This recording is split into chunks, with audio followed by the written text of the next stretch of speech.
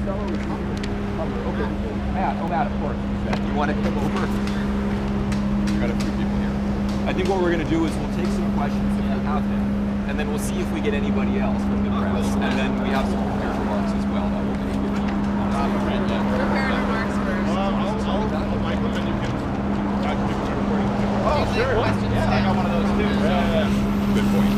I guess we all do have a Miranda.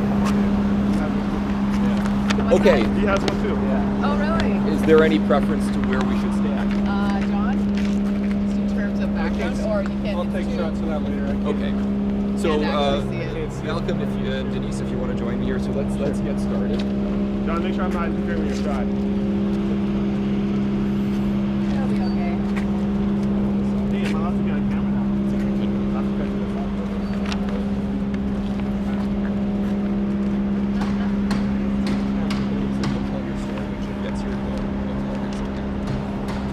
All right, thank you so much for joining us today for our makeshift press conference here at the site of the Billboard that has just run on the theme of domestic violence against man. As the Billboard displays, we are putting forward the apparently remarkable fact that half of domestic violence victims are men, and the equally remarkable fact that no domestic violence shelters are dedicated to men. And we're doing this in the hopes of generating a conversation, which is why we have that social media hashtag, Let's Talk Men. This is, as I said, a shocking statistic, but I think what's more shocking is the public ignorance of this fact. Today we have a couple of people with us, Denise, who will speak first, and then Jim, who will join me very shortly, who have stories to tell, who know firsthand how true this issue of violence against men is. Denise, can you say a few words on that? So your first and last name? Okay. Yeah, so I know our campaign has received criticism, which is naturally expected that, but we feel that male victims of discrimination, I know firsthand from my experience that men do experience abuse and that they suffer as well. There should not be less empathy for men just because they are the my father himself was by his mother, physically violent, and growing up with him, I saw the consequences of that. All kinds of things that happen, depression, PTSD. There really is so much that should not be ignored. I feel that our organization outweighs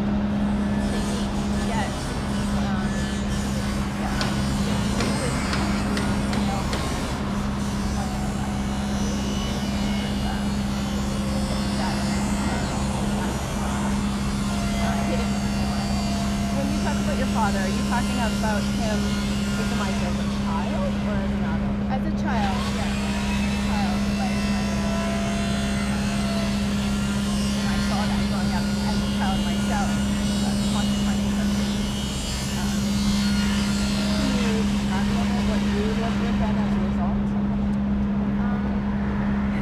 I mean, I saw my own parents, they were violent with each other, and I saw that, the way that my father handled it was very much, it's past the mark. I just wish that sometimes he'd know how I was feeling. I thought that was great, that he didn't know sometimes what to do.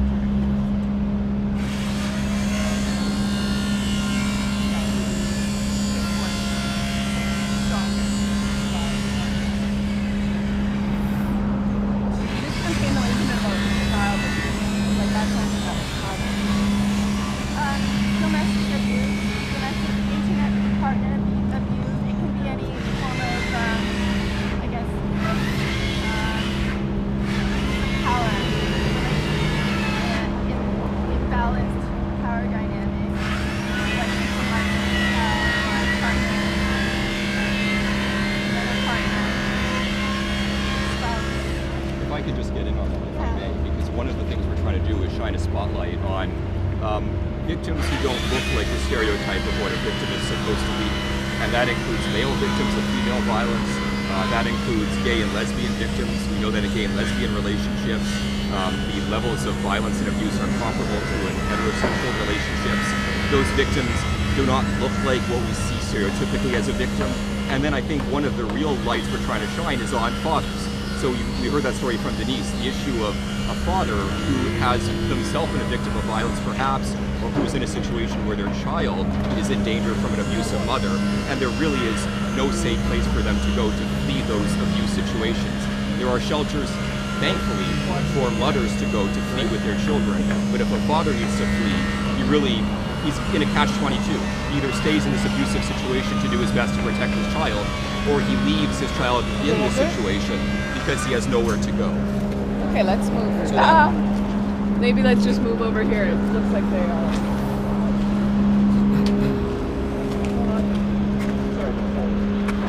So anyway, so that is an area that we're trying to shine a spotlight. Now I did want to turn this over to Jim. Jim also has, like Denise, some experience with this issue, and would you like to share your story, Jim? So your full name? I'm James Brown, and father and a grandfather and a great-grandfather. And my story relates to what has happened to one of my sons. My son is in a very difficult, abusive relationship with a woman who, besides being an alcoholic, was very abusive. At one point, she attempted to stab him. Police were called. The police called. They arrested him, and so he ended up in prison. And he had a public defender come and defend him. And the defender said, "You have two choices. You can plead not guilty, in which case your case will be put over for several months and you'll stay in jail, or you can plead guilty and they will release you on probation." So he said, "Well, what about her attempts to stab me?" He said, "There's no point in even bringing that up. No one will believe it." So he pleaded guilty, was convicted, and now has a record that he is a violent domestic offender. Since that time, his ex-partner has accused him of further violence. One occasion that I know of for sure, he was working with me at least 80 kilometers away for where his leg was happened, and of course that had to be dropped. But in the meantime, the mom in this situation has custody of the children and has told the children how terrible their dad is and how terrible their grandparents are. So not only is my son in a situation where he can't see his children, myself as a grandparent and my wife can't see the children or contact the children either. And this is extremely tragic, not only for the adults, it's much, much more tragic for the children. And in the long run, the children are going to be the losers. And adults are going to have to cope any way they can. But children, in fact, are absolutely innocent victims of this, and yet carry that damage the rest of their lives. What would you like to change? Well, I'd certainly like to change the situation where when the police arrive, they immediately say if there's a male and female involved, the male is put in handcuffs and put in the police car, and everything else goes on as normal. I would also like to change the situation where someone paid by the province of Ontario to serve as a counsel says there's no point you going into the courtroom and saying what you have to say. No one's going to believe you anyway, so plead guilty, get it over with, and get your prison record and your life.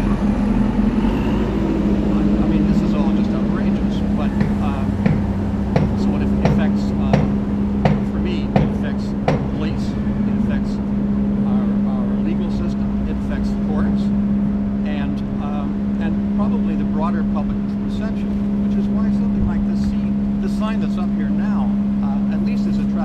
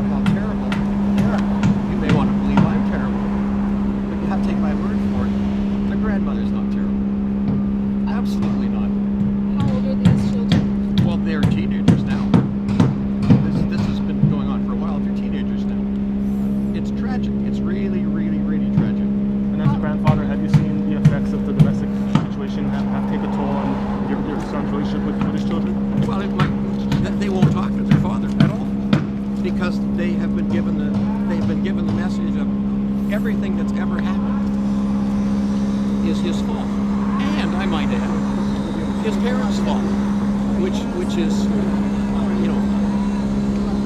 I can guarantee my involvement this is pretty minimal, other than trying to support the family. So somehow we've got a second generation being accused of being villains, and now children are growing up without a father and without a grandfather. I mean, it's bad enough.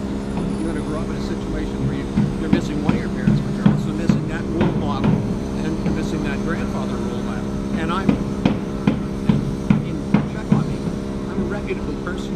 How many years ago did this happen? About 10 of them. I have to guess, but it's about that. And this has gone on ever since. So it's a sad situation. Thank you so much. Let me just thank Denise and Jim for having the courage to share their stories, especially stories which don't really fit into the mold. The Canadian Association for Equality is hosting this campaign because we believe that all victims of violence and abuse should be supported, even those who don't fit the stereotypes of what a victim is supposed to look like. And I think we've just heard a few examples of that. Efforts to combat violence against women are absolutely necessary and praiseworthy. But such initiatives, when they leave people out, they are made weaker and, we believe, less effective. It's our position that public policy and social support should be built on facts and evidence and not beholden to dogma and ideology.